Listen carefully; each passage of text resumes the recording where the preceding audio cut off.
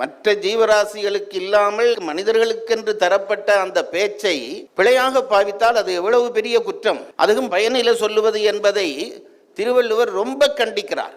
பயனில சொல்லுவது என்பது ரொம்ப தேவையில்லாத பேச்சுகளை பேசாதே, தேவையில்லாத பேச்சுகளை பேச்சாதே. பயனில் சொல் பாராட்டுவானை மகனெனல் மக்கட் பதடி எனல். அது பரிமளகர் அழகா உரை எழுதினார். இந்த எனல் எனல் என்று ரெண்டு வார்த்தை ஒரே குரல்ல வருகிறது. ஒரு எனல் உடன்பாட்டு எனல், ஒரு மறுதலை எனல். பயனில் சொல் பாராட்டுவானை மகன் எனல் என்றால் மகன் என்று சொல்லாதே.